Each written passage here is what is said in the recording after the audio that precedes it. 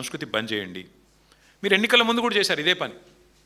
Parliament ఎన్నికల ముందు ఇదే భద్రాచలం పోయి రాముల వారి మీద ఆన అన్నావు, రుణమాఫీ చేస్తా అన్నావు. యాదాద్రి లక్ష్మీ నరసింహస్వామి మీద ఆన అన్నావు, రుణమాఫీ చేస్తా అన్నావు. కనబడ్డ దేవుళ్ళందరి మీద ఒట్టు పెట్టినావు. ఇవాళ ఆ దేవుళ్ళే తలలు పట్టుకొని కూర్చునే పరిస్థితి వచ్చింది. వీడెక్కడ దొరికిండ్రా మాకు అని. అట్లాంటి పరిస్థితి ఇవాళ ఉంది.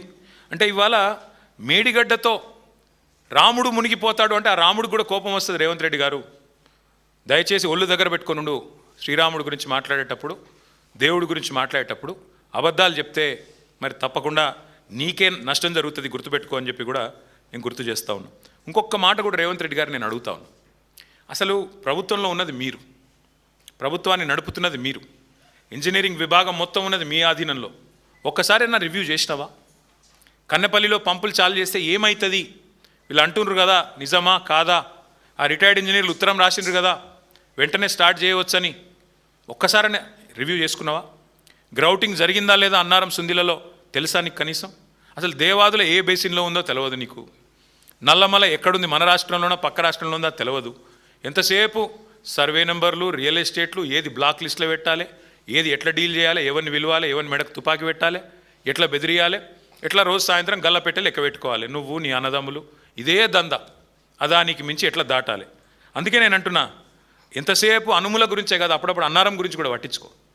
ఎంతసేపు అనుముల కుటుంబం, అనుముల అన్నదమ్ములు వాటి గురించే కాదు, మీ పైసలు మాత్రమే కాదు, ఎంతసేపు సంపాదనే కాదు, రాష్ట్ర ప్రజల గురించి కూడా పట్టించుకో. ఇంకొక మాట కూడా అంటా ఉన్నా నేను. సరే మాకు తెలుసు, ప్రజలకు కూడా తెలుసు, ఇక నువ్వు మాట్లాడే మాటలు అప్పుడే అంటాడు అదే స్పీచ్లో, ఈ వీడియోలో చూపెడదాం అనుకున్నా కానీ అది కూడా దండగా ఎందుకు ఆయన చూపెట్టాడు ఇక్కడ అని. అప్పుడే అదే స్పీచ్లు అంటాడు, నేను సర్వే జరిగిందట 2.5 ఏళ్ళ ముంగట్నే, ఎవడన్నా ఇప్పుడే చేస్తాడువా అని ఆయన్నే మాట్లాడతాడు. సరిగ్గా 5 నిమిషాల తర్వాత మళ్ళీ అదే మనిషి 117 సీట్లు గెలుస్తా అని చెప్తున్నా కదా. ఆయనలో ఒక అపరిచితుడు ఉన్నాడు, రాము రెమో, ఇద్దరు ఉన్నారు. అది కూడా మళ్ళీ రాముల వారి సాక్షిగా, అదో దరిద్రం. అందుకే నేను రేవంత్ రెడ్డి గారికి అనేది, సరే మీరు నిన్న చాలా మాట్లాడినారు, నేను వాటి గురించి నేను ఎక్కువ మాట్లాడాలని కానీ మీ తుగ్లక్ మాటల గురించి నేను కొన్ని ప్రశ్నలు మాత్రం అడగదలుచుకున్నా.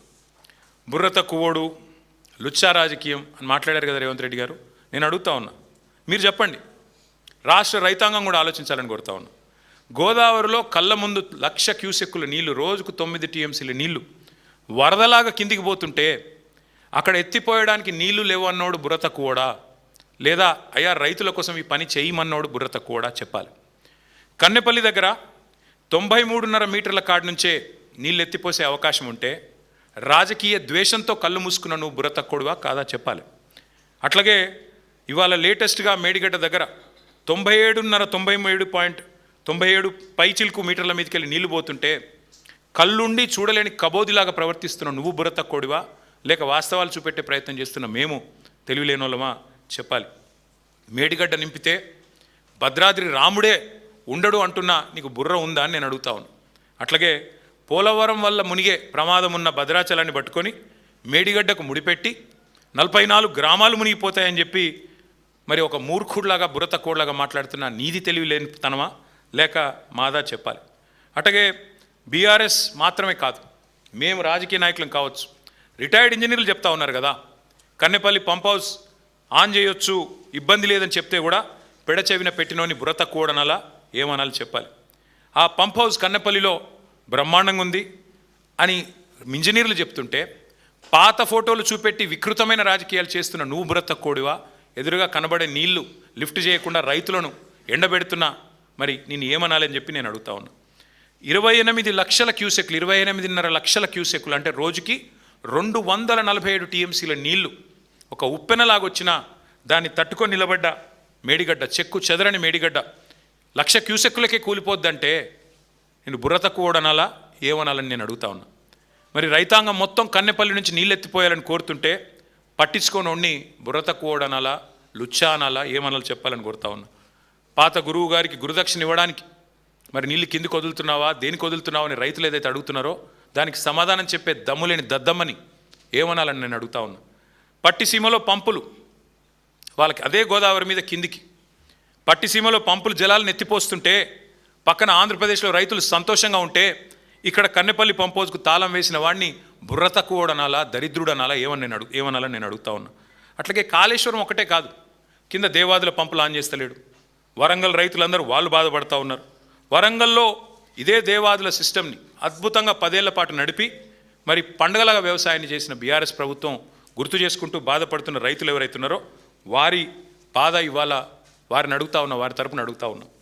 అట్లాగే మరి కేసీఆర్ గారి మీద కోపంతో ఇవాళ మొత్తం రైతులను ఎండబెట్టే పనిలో ఉన్నావు. నువ్వు 4 సార్లు రైతు బంధు ఎగ్గొట్టావు, రైతు బీమా కడతలేవు, గింజలు కొంటలేవు. నేను బుర్ర తక్కువడనాలా, బుద్ధి లేనోడనాలా, ఏమనాలని నేను అడుగుతా ఉన్నా. 6 గ్యారంటీలు, 420 హామీలు, 13 డిక్లరేషన్లు అన్నీ అమలు చేస్తానని పోటుగాడులాగా పోజుగొట్టి ఇవాళ 31 నెలలైనా చేతగాని మాటలు మాట్లాడుతున్న సన్నాసిని ఏమనాలని నేను అడుగుతా ఉన్నా. కానీ ఒకటి మాత్రం పక్కగా చెప్తా ఉన్నా, మా ప్రశాంత్ రెడ్డి గారు గుర్తు చేస్తున్నారు, ఎస్ఆర్ఎస్పి పునరుజ్జీవం కూడా ఎండబెడుతున్నాడని. వాస్తవం, కిందికి సీతారామ మోటార్లు నిన్ననే ఆన్ చేసినట్టున్నారు, అదొక్కటే ఆన్ చేసినట్టున్నారు, అంతేగాని మిగతాయి మాత్రం మొత్తం సిస్టమ్ ఎండబెడతా ఉన్నాడు. దేవాదులలో కేవలం 2 పంపులు ఆన్ చేశారు, మొత్తం కెపాసిటీ ఫుల్ కెపాసిటీ నడపవచ్చు, అది నడపడు. కన్నెపల్లి పంప్ హౌస్లో మోటార్లు ఆన్ చేస్తే నీళ్లు మొత్తం వస్తాయి, నడపడు. ఎస్ఆర్ఎస్పి పునరుజ్జీవ ప్రాజెక్ట్ ఆన్ చేస్తే మొత్తం ఎస్ఆర్ఎస్పి నింపొచ్చు, అది చేయడు. అందుకే నేను అనేది చివరికి మరి రేవంత్ రెడ్డి గారిని, ప్రజలకు ఇవాళ అర్థమైపోయింది, ఇది కాలం తెచ్చిన కరువు కానే కాదు. కాళేశ్వరం మీద కోపంతో, కేసీఆర్ గారి మీద కక్షతో ఇవాళ మీరు కాంగ్రెస్ తెచ్చిన కరువు ఇది. ఇందులో ఎవ్వరికి ఎలాంటి అనుమానంగా అనుకోటి కానీ లేదు. ఖచ్చితంగా నేను చెప్తా ఉన్నా, మీకు ఒకవేళ మీరు కనుక పంపులు ఆన్ చేయకపోతే రాష్ట్ర వ్యాప్తంగా రైతులు చూస్తూ ఉన్నారు. చరిత్రహీనుడుగా, రైతు ద్రోహిగా నువ్వు, నీ కాంగ్రెస్ ప్రభుత్వం చరిత్రలో మిగిలిపోతుంది. ఎన్నటికీ కూడా మళ్ళీ లేవలేనంత భయంకరమైన దెబ్బతింటామని చెప్పి కూడా హెచ్చరిస్తూ, మీకు కావాలంటే ఈ డేటా మొత్తం సిడబ్ల్యూసి డేటా కానీ ఇంకోటి కానీ మొత్తం నేను పత్రికా మిత్రులకు ఇస్తా, తెప్పించుకో, ఇంజనీర్లను పిలిపించుకో, మాట్లాడు, బేషజానికి బోకు, ఇంకనైనా పంపులు ఆన్ చేయాలని మళ్ళొకసారి వారికి డిమాండ్ చేస్తూ మరి పత్రికా మిత్రులందరికీ కూడా ధన్యవాదాలు, నమస్కారం.